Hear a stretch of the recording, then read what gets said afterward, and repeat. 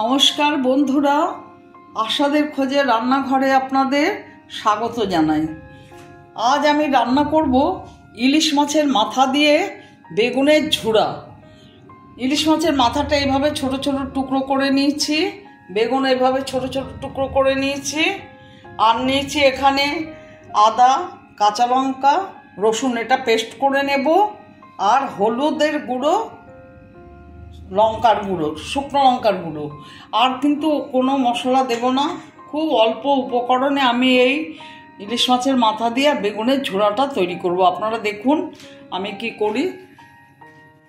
কড়াই বসিয়ে দিয়েছি, গ্যাস অন করে দিয়েছি, বেগুনগুলো ভেজে নেব। তেল দিয়ে দিলাম, মশলাটা পেস্ট করে নেব।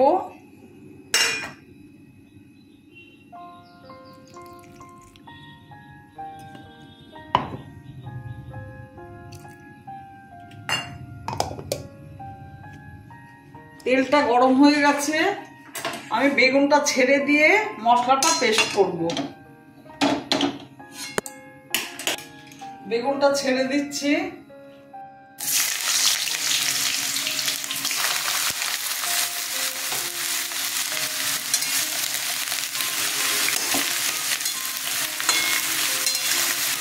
নুন দিয়ে দিলাম, হলুদ দিলাম,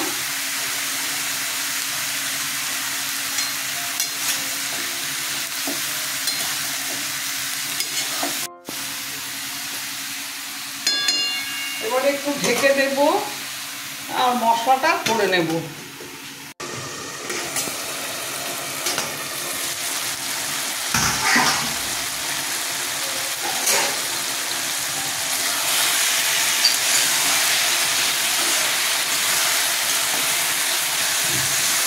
বেগুনটা এইভাবে করে নিলাম, বেগুনটা এখন উঠিয়ে নেব।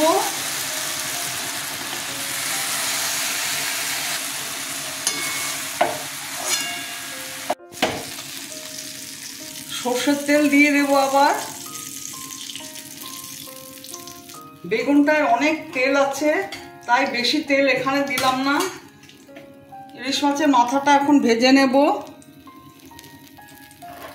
তেলটা গরম হলে পরে ছাড়বো মাথাটা।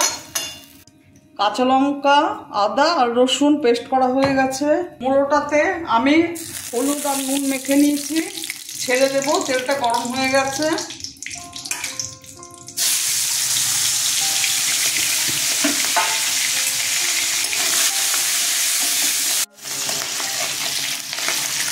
মোড়োটা ভাজা হয়ে গেছে। মোড়োটা একটু ভালো করে ভেজে নিতে হবে, কারণ বেগুনের সাথে না হলে কাটা কাটা হয়ে যাবে। খুব সুন্দর স্মেল বেরিয়েছে ইলিশ মাছের। এবার আমি এই মাথাটার মধ্যেই আদা, লঙ্কা আর রসুন বাটাটা দিয়ে দিলাম।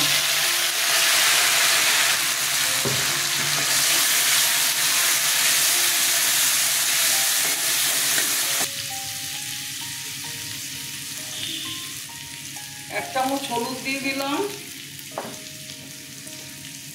আর দেখুন ভর্তি করে উঁচু করে শুকনো লঙ্কার গুঁড়ো দিলাম, আরও একটু দিলাম। এটা একটু ঝাল ঝাল খেতে হয়, এটা কিন্তু পূর্ববঙ্গীয় রান্না, একটু ঝাল ঝাল হবে খেতে।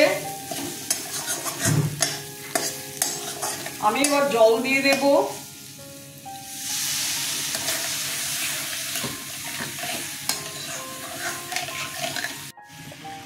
সামান্য নুন দিয়ে দিচ্ছি, কারণ বেগুনে আমি অনেকটা নুন দিয়ে দিয়েছিলাম। এবার ঢেকে দিচ্ছি। মাথাটা সেদ্ধ হয়ে গেল পরে বেগুনটা ছেড়ে দেব। 2 মিনিট পরে ঢাকাটা খুলব।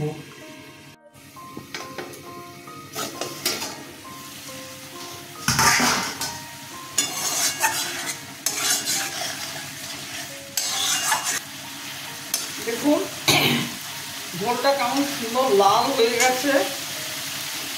আমি এবার বেগুনটা এতে ছেড়ে দেব।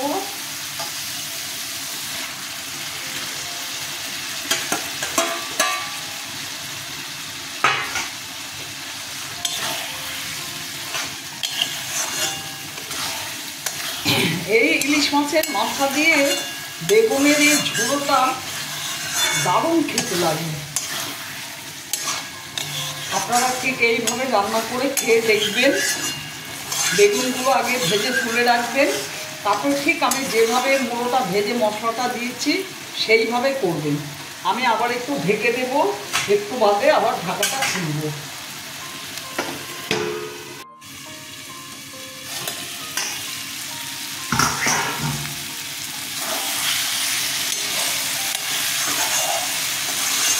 ইলিশ মাছের মাথা দিয়ে বেগুনের ঝোড়া প্রায় রেডি।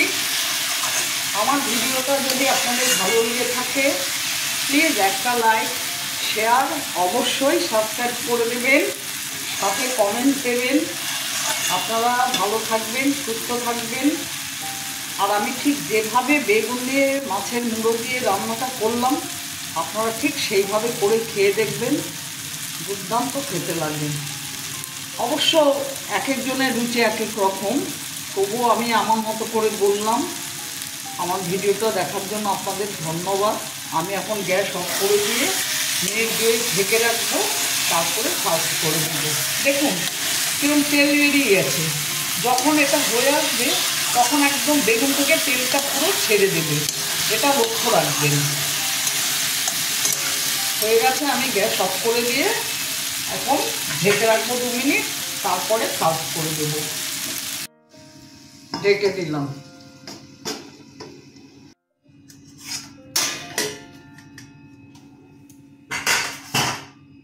দেখুন কেমন তেল বেরিয়েছে।